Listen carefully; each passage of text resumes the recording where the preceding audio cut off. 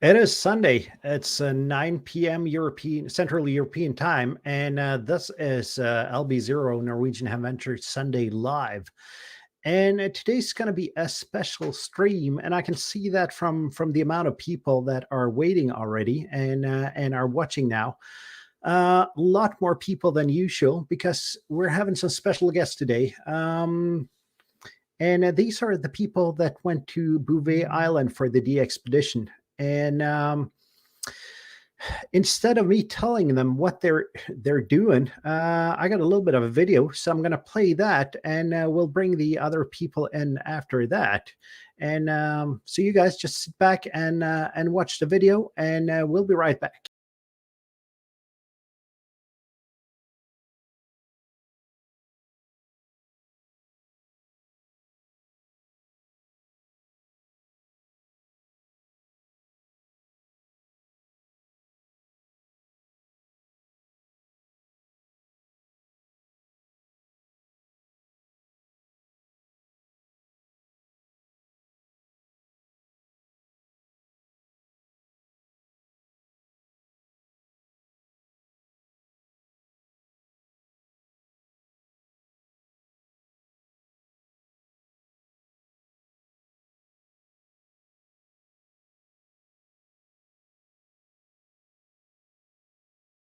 Seemed like we lost the video there. I'm going to try again to play it, and if it doesn't play, we'll just bring the other people.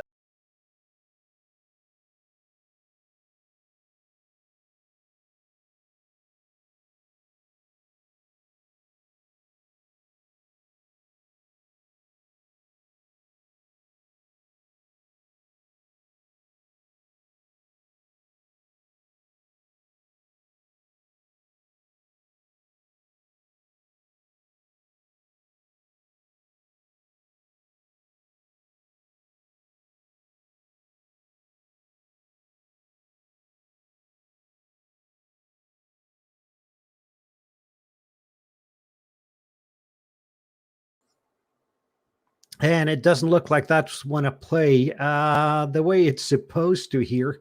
So we'll leave the video be, and we'll bring the other people in the stream here.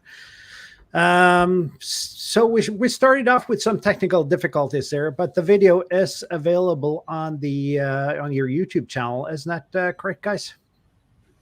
That's correct. So, before we go any further on, would you like to introduce yourself and your role in the expedition? I don't know which one of you that want to start. I can start since I'm in there. Yeah, we'll go from top to bottom. Yes. Hello, I am LB5GI. My name is Jarmund. I am a participant in the 3YOJ0J the expedition. My role in it has been logistics. I have been in charge of that part of bringing all this stuff together and to the right place, and also back again, actually. Over to you, Rune. Okay, so Rune LI7THA. So been one of the team leaders. Started early with this project. I've been involved in most of the technical stuff, whatever it is, yeah.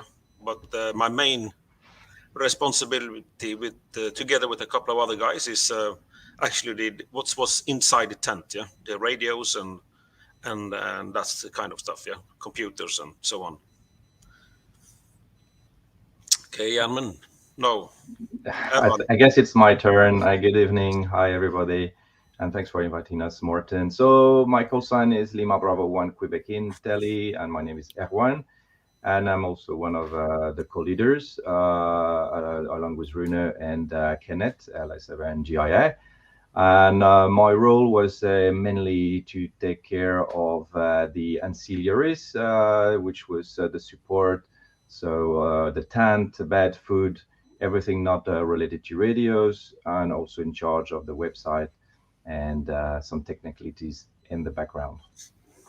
Yeah, welcome all, and first of all, welcome back, and I mean, what an expedition. Although everything didn't go as planned, we'll probably get back to that. I mean, it's a huge feat to do that, to go to that island. And as far as I know, the Bouvet Island is the most remote inhabited island in the world. Isn't that correct? Yeah, it's true. This island is in the middle of the Southern Atlantic, and if you take it on the map and you draw a circle around it, you can draw a circle of 2,000 kilometers before you reach any shore. So yeah, as you can see on this Google map, so it's a challenge by itself. Because to reach this island, you need to sail a long time, and if anything happened to you, the rescue will be also very far away. Yeah, exactly. And just out of curiosity, how do you come up with an idea to go to the most remote island in the world? I mean, most of us kind of consider going to the local mountain peak or into the woods, but how do you get from there to an expedition of this scale?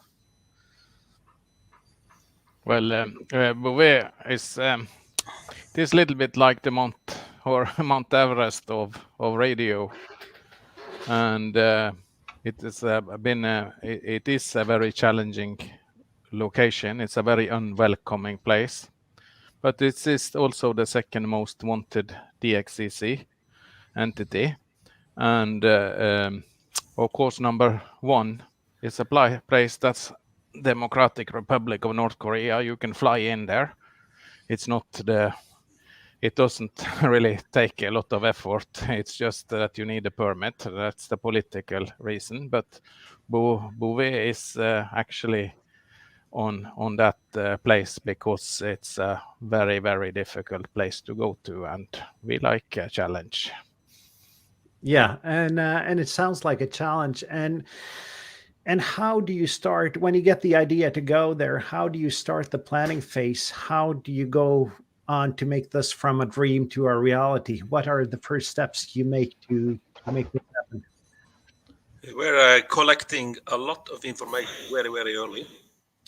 Kenneth get a lot of info from the Polar Institute, NPI. Your audio is a little bit on the low side there, Rune. Okay, should be a bit louder then maybe. Yeah. So keep going.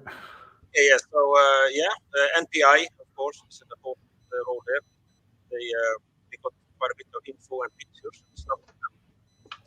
We also collected information from people that actually have been in the area like a long time ago, actually been on the island, and really start to study and look under each and every stone for whatever information you can get about this.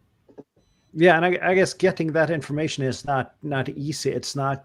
I mean, it's not as easy as looking at Google Maps and reading Wikipedia. So I would guess that makes it a lot more difficult. But then you, as I understand, you collect the information, and I mean, where do you start with that information? How do you decide? I mean, you went by boat. How do you decide by sailboat or any other means of access? I guess boat is the only option here, though. But how do you plan the logistics on a scale like this? Where do you start?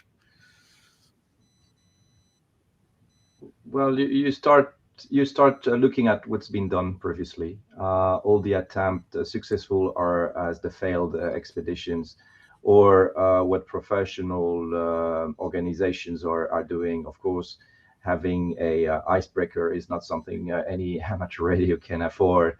But we looked at the vessels that's been used in the past and tried to learn the lessons. And when we looked at the market and what kind of vessel we could use, we used the service of a broker who presented some options. Some were completely out of budget, and that's probably the main issue with large-scale expeditions, is that vessels are very, very expensive. For many years, well-renowned expedition groups use Brevard, but the Brevard being out of the picture these days, then finding a replacement was not so easy. And we came upon the idea of using a sailing boat, which was very flexible solution to go to an island like Bouvet. And Marama, which is a oceanic cage of 31 meters, with a very experienced crew, came as a good option. And it's been proven by the expedition that it was a good choice. Absolutely. And how long did the sailing trip from, I guess you went from Port Stanley, isn't that correct? And to Bouvet Island, how long was that trip? It was 14 and a half days, if I remember correctly. Yes. Correct. And how do you spend that time? Both preparing for the island and just mentally having something to do for 2.5 weeks on board a boat. So we were quite busy actually at times. So we also participating by sailing the boat. So we went shifts, 2 and 2 of the operators together. So we had like 1.5 hour in the day and like 1.5 hour in the night. Yeah. So we participate in that part, and it was a lot of planning and a lot of discussion on what to do and how to approach this. And 14 days in this boat is 14 days, really. But for my part, no, I would not hesitate to do it again. Some people experience it a bit differently. You have two teams, the one who are seasick and the other. And unfortunately for some of our friends on board, it's been quite rough voyage to Bouvet. But as Rune mentioned, we were quite busy planning for the landing, discussing each other what would be the role of everyone. Because on such a hostile environment, you need to be very well prepared. And 14 days is a lot of time, but time is flying. And also we had some time to discuss together, know each other a bit more, and just relax before going on Bouvet. Yeah. But before setting out, how do you prepare both physically and equipment wise for this? I understood when we talked before we started the stream that you guys were part of the Juliet Whiskey Zero Whiskey DXpedition. Do you have any other? How do you prepare except for that DXpedition? What are the steps you were taking? Well, we first of all we had orders to keep in shape. That's of course we are a gang of 50 plus ham radio operators. Not all of us are maybe in the best physical conditions, but everyone tried to be in good shape, start training, and to lift ourselves. And of course, we had some who needed that quite a bit, and some were already there.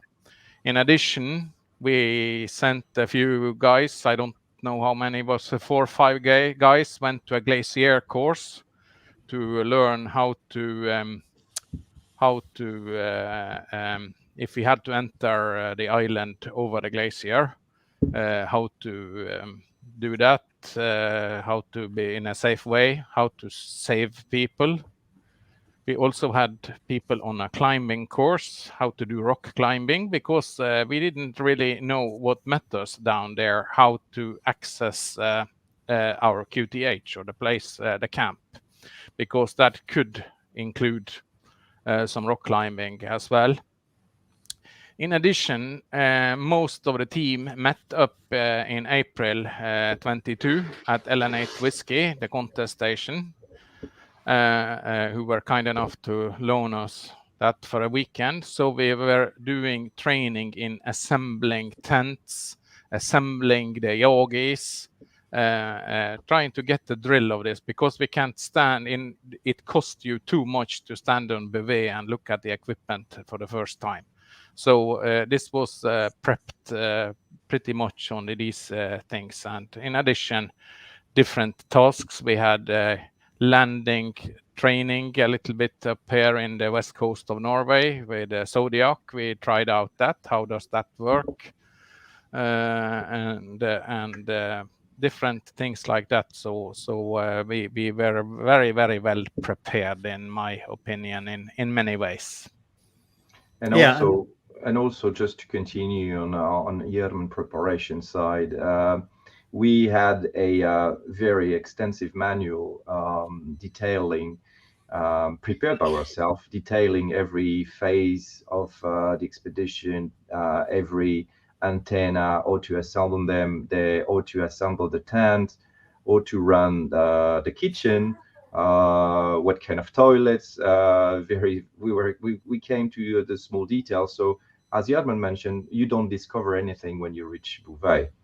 Of course, and the expedition proven that it's weather depending and shit happen, as we say.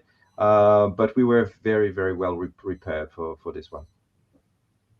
Yeah, and I guess preparedness is the key as far as I've understood it. I've never been on anything of this scale, but I guess preparing for the unexpected, as far as I can understand you guys, is the key to making this happen. Even on the equipment side, many of us was involved in that, in all kinds of testing, mounting antennas. We were, for instance, myself, Kenneth, was here at my QTH and testing verticals and dipoles and yagis, how they interact with each other, what kind of spacing do you need for so you don't get too much interference. All equipment was tested. All bandpass filters was tested before we packed them down. They were even some of these triplexer and diplexer was in use for 3 months at our contest station LN8W. And you really have to go through everything and see that this equipment really works. Yeah. So it's an awful lot of work to go through all of this. Yeah, and did you bring spares of the equipment, so you had extra equipment in case anything failed? A lot. Yeah. So one is none, two is one. Is that philosophy on everything? We had plenty of radios, plenty of amplifiers, antennas, whatever was needed, really. Yeah, and how do you go ahead to choose the radios and the antennas for an environment as tough as this? You know that the Elecraft K3S is a well-known radio, has been used for many expeditions over a long time. It's a fairly small radio. It's a light radio. It's a good radio for in-band. So it is kind of proven that this is a good tool to bring. Yeah. Yeah. And the same for the digital radios. We chosen to use the Sun SDR. However, we never really was able to mount them up. But yeah, so it was an extensive testing on all of this equipment a year before. Yeah. Yeah. And speaking about never being able to set the Sun SDRs up, that brings us on to when you reached the island, though. When did you realize that everything was not going according to what you had planned? At what time did you deploy what I would guess is Plan B on this? When we reached the island, so we had a scouting trip with the Zodiac to see how the beach and the landing would look. The difficulty with Bouvet, and it's probably what we discovered as well against us, is that the beach on Cap Fier is changing every day almost, or every week, depending on the weather conditions and the storm. So what we have seen on the satellite pictures was not exactly the same when we arrived. The beach was different. It was very steep, and of course the breaks were very violent, even on low tides and a small wind. So we tried first landing with the Zodiacs 2 times, which was very, very challenging. And so operators went on the island. So you know the story as they explained it. And so 3 days after, when they came back on board, we had a meeting together to decide how to approach the as you called it, the plan B, because it became quite obvious that discharging with the Zodiac all this equipment will be difficult under the current conditions. So what we decided is to use this loop system that's been tested in Norway, but to lower down the weight that has to be transported on shore, because the weather windows were much smaller than they could have been forecasted, and it was very difficult. So yes, after the first attempt, we said that maybe we need to rethink and a bit scale down, and depending on the weather will evolve, then we could bring more equipment on shore. So the plan B was an evolving plan B. And maybe what we should say as well is that this expedition has been planned in different steps. So all the equipment was broken down into 3 steps or 4 steps. The first step was only the minimum equipment to survive and be on the air as soon as possible. Then step 2 will bring more equipment, more generators. Step 3 will even more food or all this equipment. And step 4 was, of course, 100% of the equipment. So by breaking up this in step, we were able to set up the plan B quite quickly, because equipment was already ready for the beginning, and that's what we did. Yeah, and so which step did you reach? If you do the 4 steps you're talking about here, how far did you get? Kind of a step 1. And speaking of that, it's impressive what you managed to do from it. And just to the viewers here, if you have any questions, please post them in the chat, and I'll try to bring them up on screen, the relevant questions here. And I see there's one question here from SQ5EBM. If there are any funds left, and if you're planning to spend them on other wanted DXCCs. Money left. Well, it's been quite an expensive trip. Yeah. Actually, 2/3 of the funds, if I'm not, went into the boat already, because as I said in introduction to this stream, it's very, very expensive. So the rest is mainly the logistic and some of the equipment we had to buy, because we were lucky enough to have sponsors helping us with some equipment, and also individual lending us their own radios, their own K3s or their own amplifiers. So money left, I would not say that, at least not a large-scale expedition like Bouvet. That's for sure. So what kind of budget are we talking here, though, on an expedition on the scale? Well, the budget wasn't it close to $700,000 in the end? Yes. And how do you get financing of that scale for a project like this when most people don't even know what amateur radio is? Well, we first of all, there was a pretty juicy operator fee. So very much of the weight is carried by yours truly and the fellow ops. We went in with the operator fee. I think it was $20,000 each. So for us, it was a pretty heavy lift. And we had very, very nice sponsors helping us with the rest. The main one was Northern California DX Foundation, which gave their biggest donation ever of $100,000? Yes.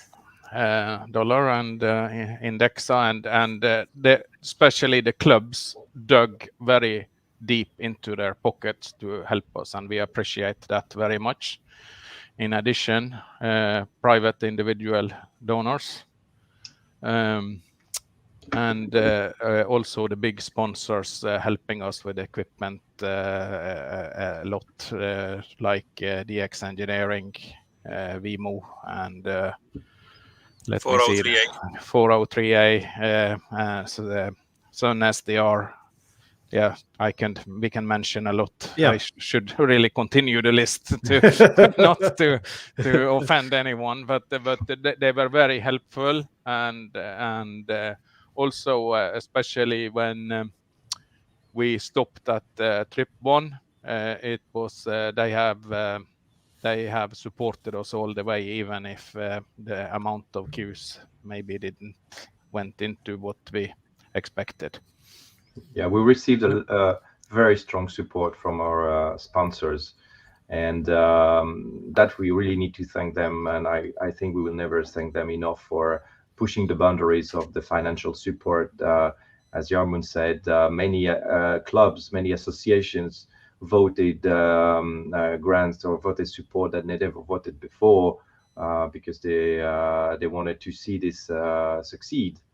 And even after we came back and with reduced number of cases on what we expected, still we receive very heartwarming messages. So yeah, thank you again, and also to individuals, of course. Yeah, because you need that support though, and an expedition of that scale, and I am impressed that you managed to pull it through. I got a question here from LB4FH. Did you have to apply for any permissions to go ashore and rig up on Bouvet? Yeah, I can. Yeah, whatever, you can go, Yarmund. I can answer that. To land on Bouvet, you don't need any permission, but to stay on Bouvet, you need to follow the guidelines of the Polar Institute, and we have, of course, all these approvals sorted out. But to go onshore there, everyone can do that really, as long as you follow the guidelines. Yeah, and as long as you're able to get there as well. Yes, because it's important to mention that Bouvet is a natural reserve. Yeah. So we had all the constraint that you can find in a natural reserve, and the most important was not to disturb anything and bring back everything we bring on the island. But otherwise than that, there was no other restrictions. I think it's really on the west side of the island at the Nyrøysa, you are actually not allowed to go to the beach due to the wildlife. But the other part of the island is exactly what Yarmund mentioned here. Yes, it's one of the restrictions is not to land at Nyrøysa. And we couldn't leave anything on the island. That was one of the things. Even our poop need to be carried away. Yeah. And that's I guess that's a part of planning the logistics behind it as well, to not only bring the equipment but take it back and pack everything down. But once you got on the island and started operating, how was the experience? What was it like? Well, that was kind of a new experience. Because since this was very minimalistic, with one tent and 9 guys, everyone sleep in that tent. There is where the radio operation is ongoing. There is where you are cooking, and you will be waked up like every second hour, because a new guy is going on shift and he's going to climb over you. So the sleeping was a little bit how can I say, erratic. But I mean, in the end of the day, it was not really a problem. We had this paraffin stoves that we heated up like in the morning and in the evening when we have our food and so on. And if you have the right equipment, enough clothes, and proper sleeping bags, is actually not really a big issue. But I cannot say it was like very comfortable though. And how big was the tent? So the tent we selected actually are Norwegian tents made by Arctic Lavu from northern Norway, and these tents can welcome 12 to 14 persons, standing probably. But the tent is the diameter is 4.80 m, I think. Yeah. In the beginning, we did plan to have 3 tents, so one for sleeping, one for radio, and one for social. Two tents connected together. So of course, we had to scale down the expedition. Then we ended up all in the same tent, and as Rune explained, sleeping, cooking, and doing radio in the same tent. But we secured this tent, and while our stay on the island, the first weekend, we had a very strong storm with 60 knots winds, and the tent resisted very well. So we were never really in danger on the island, and it was quite an experience. Our neighbors were penguins. It was really cool, actually. Yeah, I got a question here from SB4WRF. What was the most difficult circumstances on the expedition? I don't know if you want to say a little bit about that. I will really say to access this island on and off is very, very doable with a boat when the conditions are correct. However, those windows are just so short that you need to have a lot of passion. Yeah?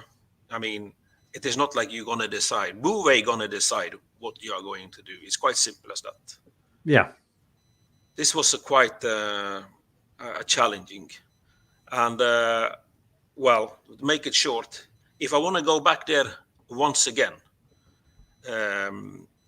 you simply just need a lot of time, and much more time, actually, that we had. If we could have another, I will say, 3 weeks, this is very, very, very doable. There has been a lot of attempts. Some have used helicopters, but you also need the right condition for a helicopter. Almost like the same condition as when you have to go in with a Zodiac. Yeah. The benefit with a helicopter is that if you first have the good conditions, you move a lot of equipment in a very short window. Yeah. So, yeah. Yeah, I guess it sounds challenging to the average ham. So I see Stuart M0TTQ here. Sorry, as if the openings to the various parts of the world matched up with the propagation forecasts. Yes, I think so. Really, I also think it was quite surprising. Some of our directions, like let's say for the Japan, which is quite far away, yeah, one of the really long distant paths, but they were booming in. The problem is that you're running very simple antenna and with a very low power. People really had a struggle to hear us, and almost all the time you have to just repeat and repeat and repeat the call to get the one station in the log. Yeah, and how what kind of antennas and what power levels did you end up using? Well, it was basically for SSB, CW and SSB. It was barefoot or 100 watts, and it was verticals and dipole antennas. And for the FT8, we most of the time run one stream, sometimes 2 streams, I guess. Mm-hmm. So yeah, that is how it is. It is. So what you managed to do, though, considering the equipment, is really impressive. And how many QSOs did you log on the island? I can answer. We 18,623. 18,623 went into the log. Yeah, barefoot with simple antennas. That is an impressive. And the pileups were huge. It was a crazy pileup, and and between DQRM and our antenna limitations, and of course the amount of pile-up. But I mean, I can only congratulate people that are in the log, because it was a tough fight. I probably have been quite amazing to be on the other side. And for us, it was amazing. It was huge, and we had a lot of fun. Yeah, and we talked a little bit about it before the stream started, about the DQRM. For us on this side, it was almost to the point where it got demotivating. How did you guys experience that on the island? Well, as Rune said, in the beginning, we thought, okay, it's not working. The antenna is not working. I need to repeat 5 times my call sign in a way. They don't hear us, but actually it was not because we were too weak, or maybe we were too weak to go over DQRM, but we realized that there was a lot of QRM on our frequency. And of course, it's a shame. It's a tendency that is developing these days for whatever reason. And without the QRM, I'm pretty sure we'd have met much more QSOs, because our rate, and we had some really top-notch CW operators with us, and they say usually I can do twice this, but they could not, because there was too many QRM. Yeah. And I mean, the QRM here was so bad that I could not hear you guys. And it might be propagation, but even though if the propagation had been there, with my antenna setup, I wouldn't have been able to hear you guys. I got a question here, and I don't know if you guys want to ask this. Who was the last one in the log? I don't know, Bjorn. I can tell you by email when I found out, because or when we meet the Island at Whiskey, but I don't know. It's not you. Or maybe it's you. So, but the tent and the conditions and the operating, how many radios did you use at the same time? How did you split up the operators, sleeping, eating, and all the things that needed to be done on an expedition like that? Well, we basically tried to keep running 2-hour shifts. There was not any chair or any nice table to sit by. The radios were on a big plastic, what you call it, container bucket. Yes. And you were sitting basically on your sleeping bag or someone's sleeping bag on the floor, so pretty uncomfortable. So 2 hours each, and we had a list we just went through, and when it was 10 minutes before, for instance, 10 minutes before my shift, then my colleague just wake me up and say, okay, you need to get ready. Yeah. And this is how we try to get it going. And normally when you are finished your shift, you go out, you try to do some scouting to see if antenna is up, or is there anything that have fallen down. You need to refuel some generators. And this was going like around the clock. And I guess we had our common meal in the morning and in the evening, that everyone was awake and we had our meal. Part of that, the people are sleeping or are outside or are operating radio and so on. Yeah, and speaking about meals, first of all, what kind of meals did you have? And second of all, how many calories do you need per day in such an environment and such kind of operating? So when it comes to food, in the beginning of when we organized the planning of this expedition, the goal was to stay something like 20 days. So we had to be autonomous for 20 days. And of course, when you're 12 operators like this and you want to say 20 days, it's a lot of food, and you cannot bring any fresh food per se, because you've been sailing for 14 days already. So our choice came to use real turmat, which is, for those who don't know, like hiking food. You just put boiling water into it, and then you get a nice meal. So basically, we had twice a day real turmat, with protein bars for those who wanted, or trail mix, and water. Yes, and you should also bring to attention that during the operation we were not all people on the island. It was only 8 of the ops. We were 4 left on the boat because 8 ops are plenty enough to operate on 2 radios. So we were waiting for the next step, which unfortunately didn't happen. But we were lucky enough that we could be part of the cleaning crew the last day. So we were on the island. Yeah, did everyone get to get ashore on the island? No, we had one op that never went to the island. So, and I got a question here from LB4FH again. If any of you are or were scouts? I was. It's a long time ago. And there's one from Andy Cowley here. If there was any medical problems while you were on the island? Knock wood.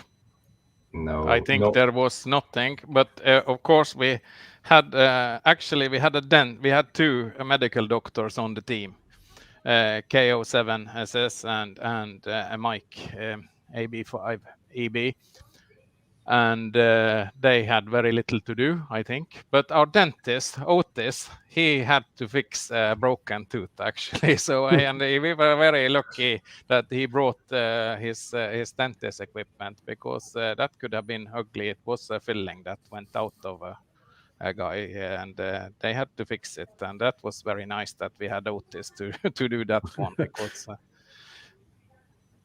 yeah, that's actually something that I've never thought of. That I mean, having medical personnel is kind of a self-given, but having a dentist on your crew, was that a plan or was that a coincidence?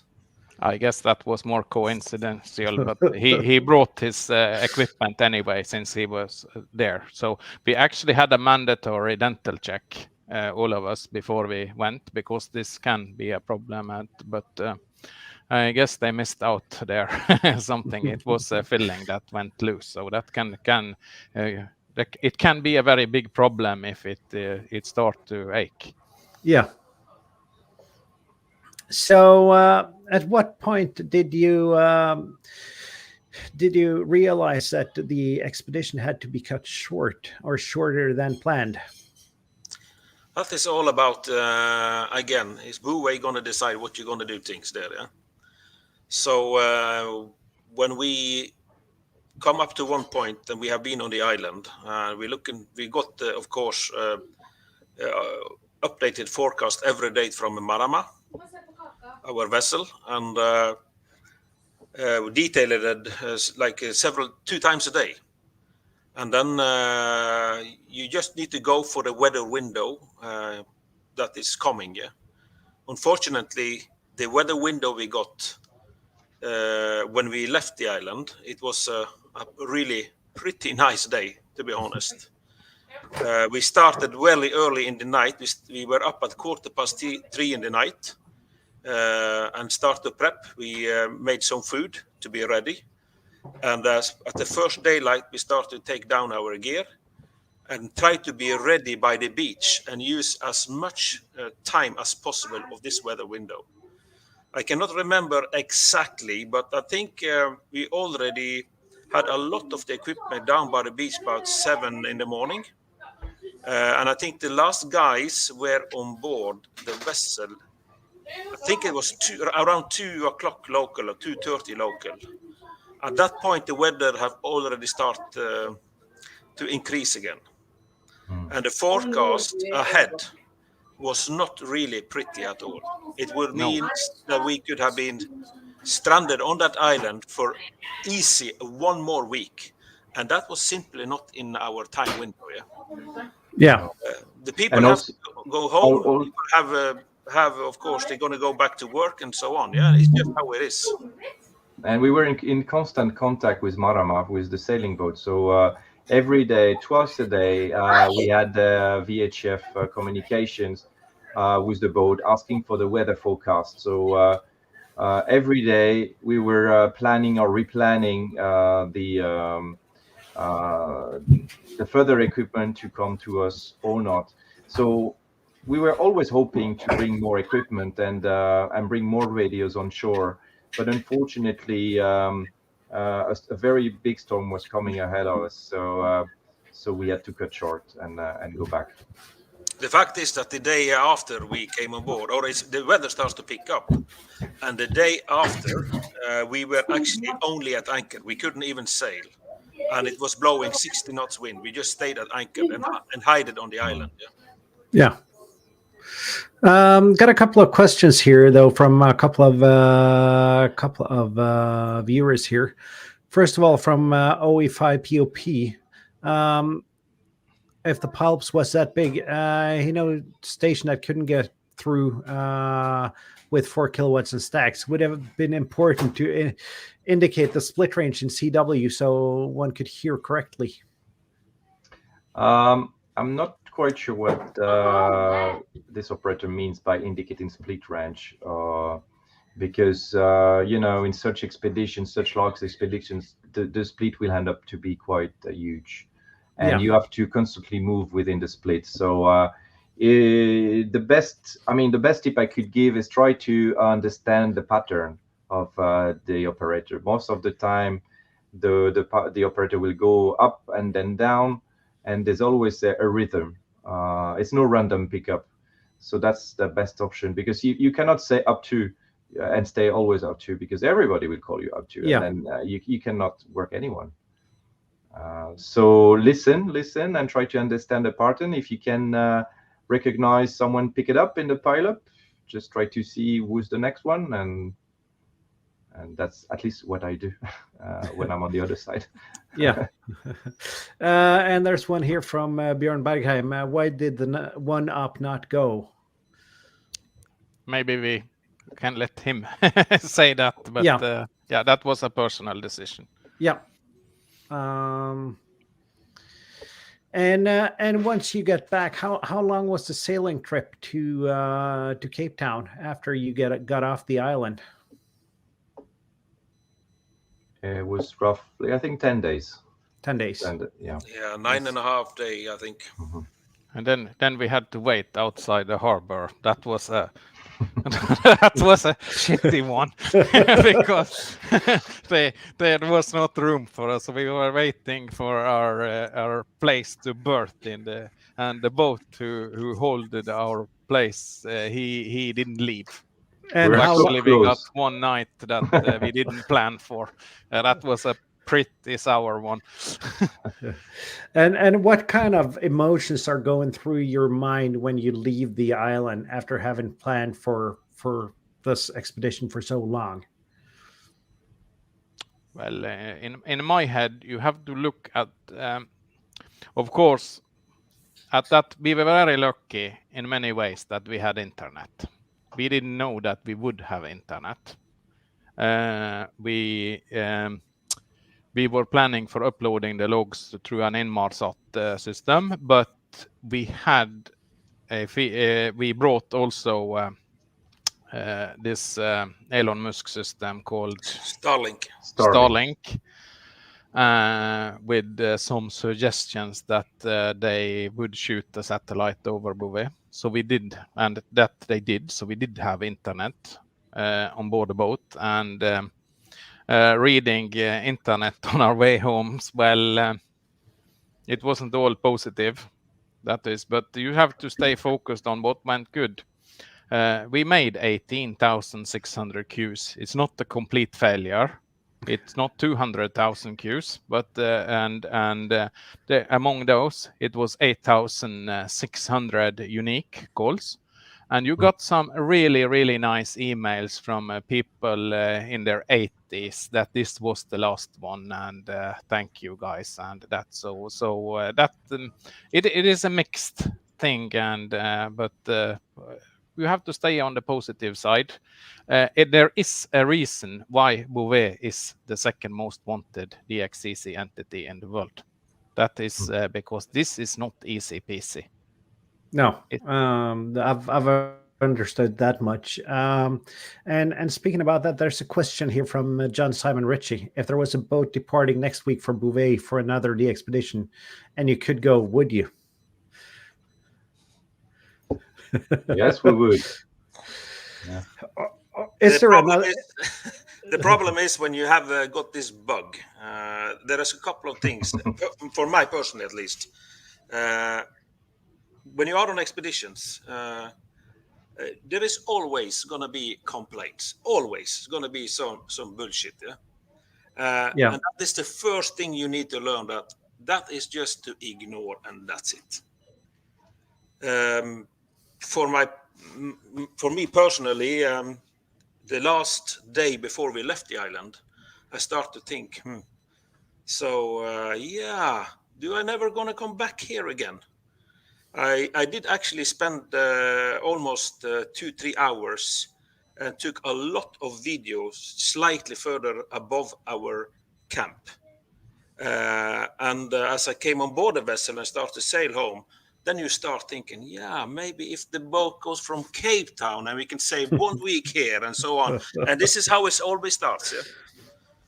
And unfortunately, that bug is very difficult. There is no medicine for this sickness. As simple as that. So are you guys planning another expedition to Bouvet?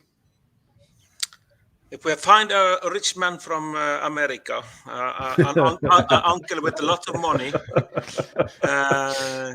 I personally, would not hesitate. If I had money, I could go tomorrow.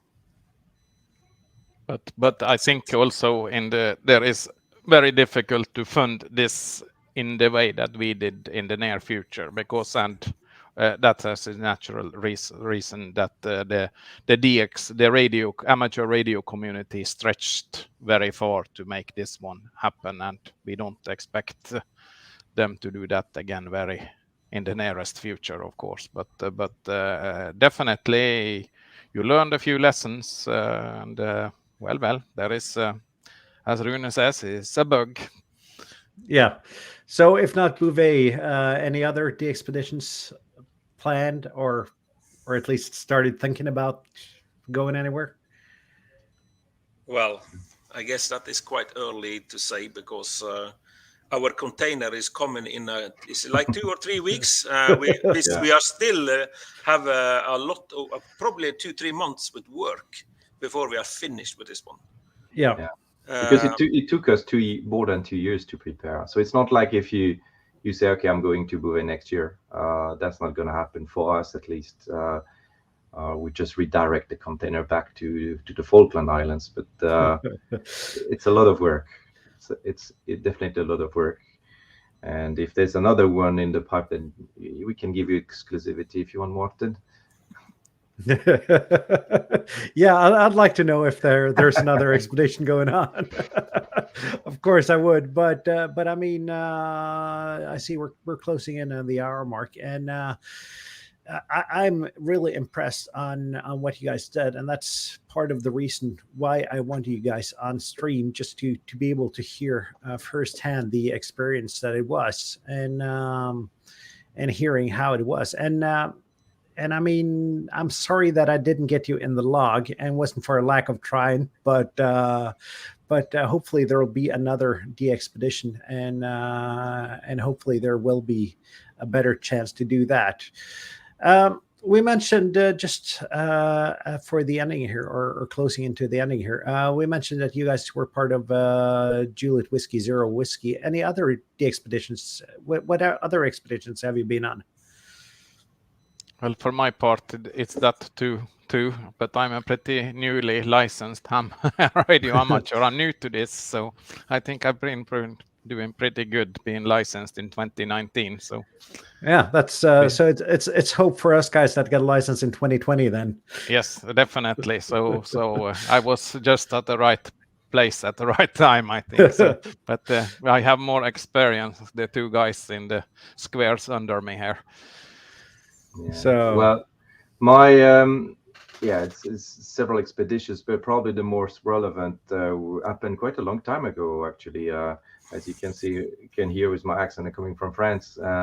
In 2000, I went to Tromlin Island with the expedition Fox Radio /F6KDF/T. At that time, we didn't get so fancy cosine, so we had to use this long one. And before I prepared the one to Amsterdam, Fox Tango 5 Zulu Hotel, that were both top 10 the expeditions. And at the time, it was also quite a nice experience. For myself, my first expedition was in, I think it was 2003. I was organizing a trip to Sao Tome Island. And then I didn't do anything for a long time. And then I have several trips in Africa in 17, 18, 19. To Zimbabwe, to Zambia, Lesotho. And we were to Juliet Whiskey. And now Peter, not Peter first. Bouvet. And I see we got a little bit more time. If you guys in the chat has any questions here, there's one here from Lee. How was the time sync planned? And regardless of that amazing achievement, and I guess he's talking about FT8. How did time sync work for you guys? Well, it didn't work very well, I think, in the end. But I think in this first approach, it wasn't really meant to do FT8 because we didn't bring the FT8 radios onshore and the equipment.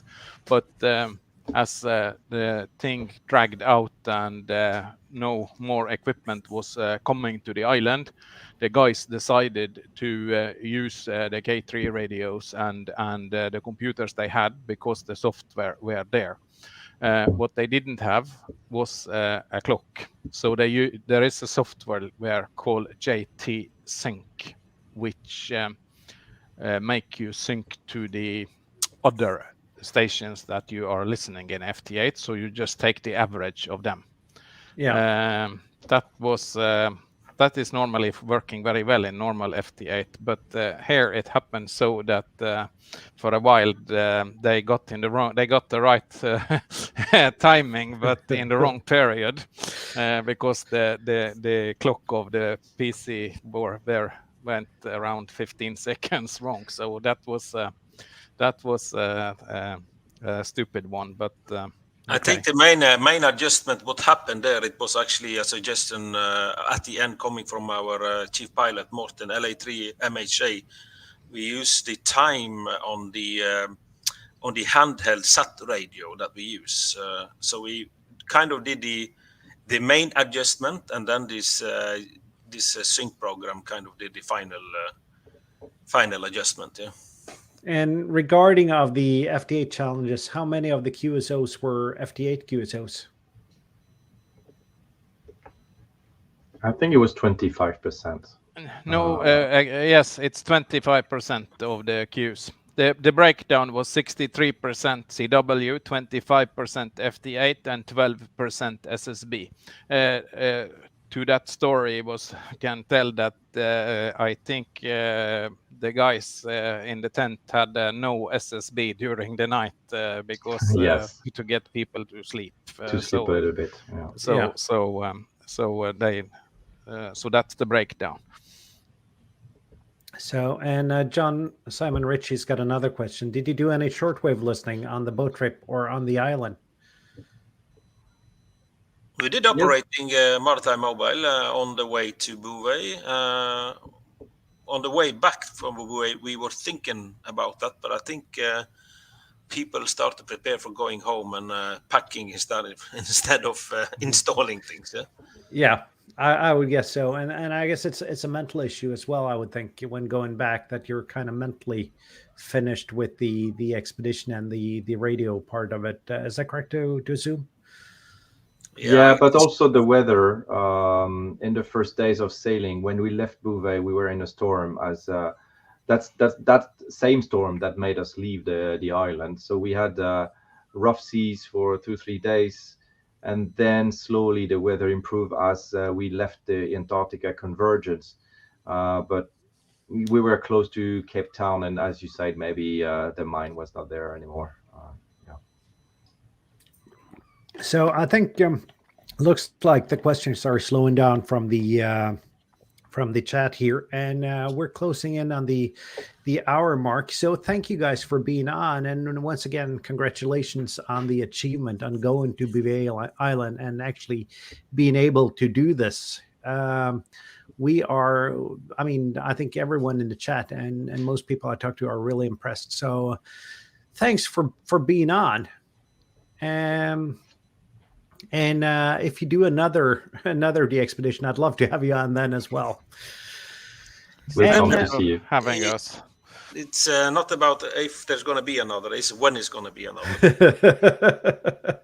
That's good to hear. Good to hear. And we'll the Parks on the Air and Summits on the Air people here will stay home, do our humble stuff, and try to catch you guys when you do the really big stuff. It's not so important what you do, it's that you do something. Exactly. Yes.